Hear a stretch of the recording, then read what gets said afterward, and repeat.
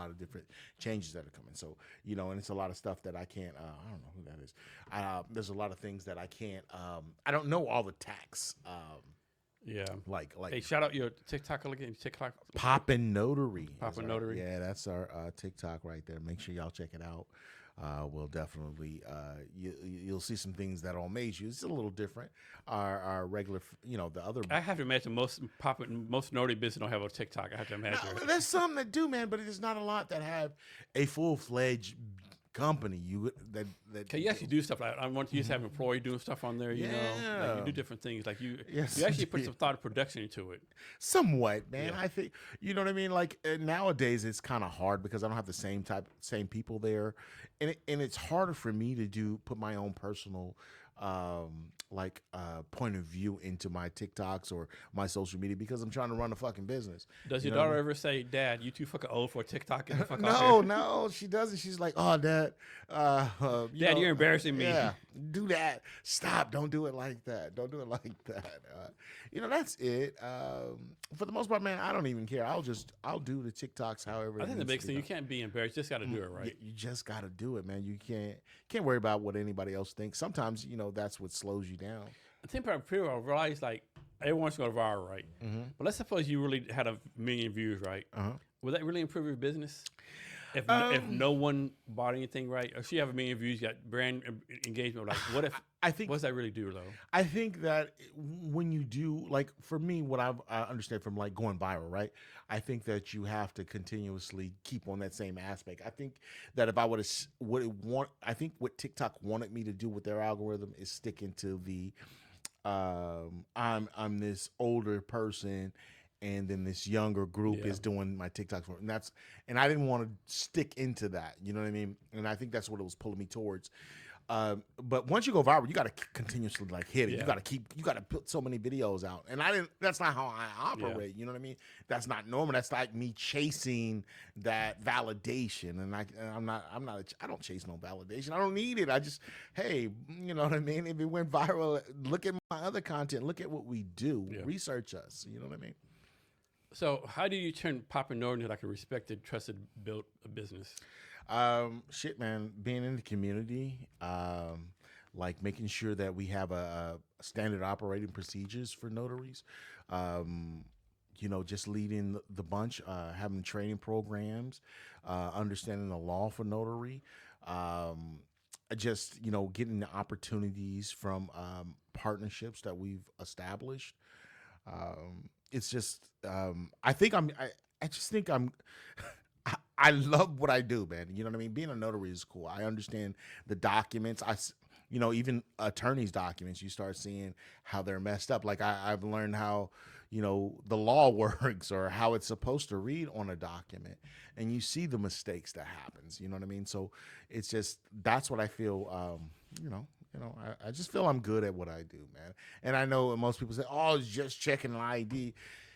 Yeah, but it's also understanding the law, you know what I mean? And being able to decipher, are you supposed to be notarizing it? Who is supposed to be signing this? And I think a lot of times people take the job as being just something simple. You know what I mean? Like, oh, it's just checking ID, that's nothing. Until you end up having to pay because you done signed somebody wrong, or you didn't check an ID, or you didn't, you know what I mean? Or you signed in a capacity that you weren't supposed to sign. It's a lot of different caveats to it. Hey, also, the license credit is kind of strong, right? Huh? This license credit is kind of strong, right? Yeah, fuck yeah. I'm not even gonna lie to you. It is, man. I'm like, woo, Jesus. All right, but it's all right though. We gonna roll with it. Yeah, shit. we don't pick something else. Yeah, man, whatever you want to. I picked one this time. You can pick one. Shit, let's do this Baker. Baker's. Yeah. All right, brother. Here you go, man. Here you go. All right, you trying to get me fucked up in here, and I start saying all kind of wild stuff. I'm not gonna do all that, but yeah, man. I don't know, man. I love doing the notary. I like to be the number one. I like to be the person that is leading the way in certain areas of notary. Like I said, the next step for notary is the remote notarization. I used to do it. I was the first company to do it in Washington State. When they approved it, 7 days after they approved it, I had it up and running. but it takes a lot of money. It takes a lot of convincing people of another way to do notarizations, and you gotta have a trusted brand, man. That's what it is. So when people are kids, they're like, "Man, I want to be a superhero, football player. I want to be Spider-Man. I want to be blah blah blah." Uh-huh. I'm pretty sure no kid has ever said they want to be a fucking notary No, republic, right? So how did this even come about, right?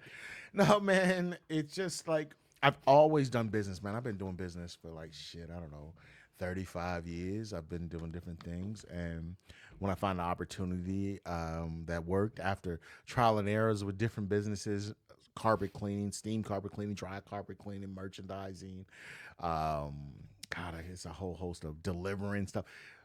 And then I find something that has an angle. And then when I found the way that I could make money at it, to be honest with you, that's when you start a business. And I was like, okay, I'm good at this. I can. I don't make mistakes. I didn't realize I don't make mistakes when I check through all. So you're pretty detail oriented. Yeah, very, very detail oriented. I can imagine you're not detail oriented in your job. You have a lot of lawsuits. Yeah, you're in line, man. People will be on you, like if you don't catch stuff, and I think that's what happens to a lot of notaries. Even some of the banks stop doing some of the notary. They won't do anything with witnesses because the liability in it. Because if you do something wrong, if you didn't check everything that you're supposed to check, they're not suing the notary. They're going to sue the bank.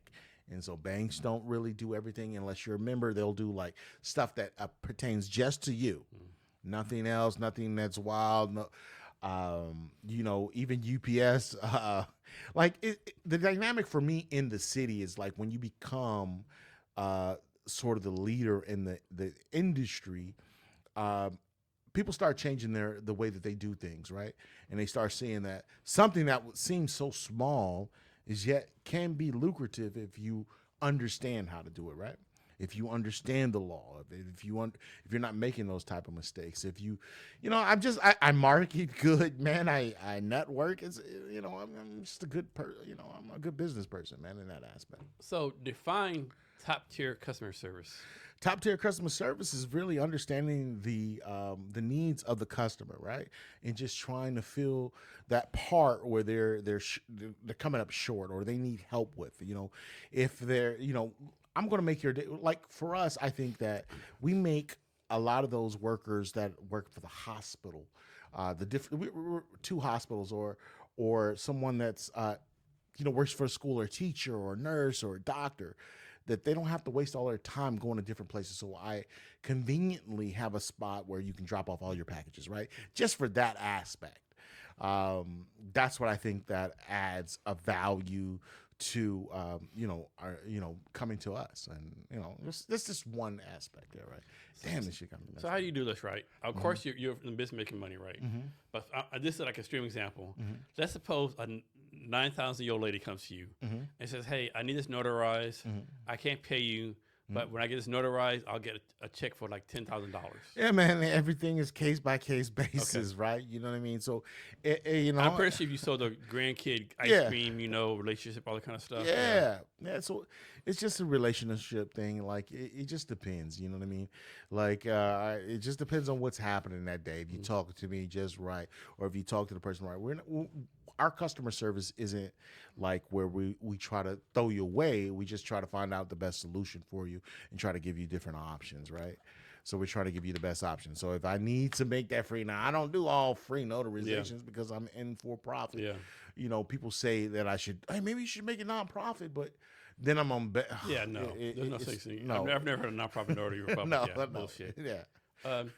What's the name of the restaurant next to you? It's a Southern Kitchen. Southern Kitchen, yeah. You still go there like 3 times a day? Well, I don't know 3 times a day. I like Shout out Southern Kitchen. Yes, Southern Kitchen. Go get you some Southern food right out there. Some Southern country comfort food. It's good. You know what I mean? What I like about Southern Kitchen is that it's family in there. They hire a lot of people from the community. Different. They're very diverse.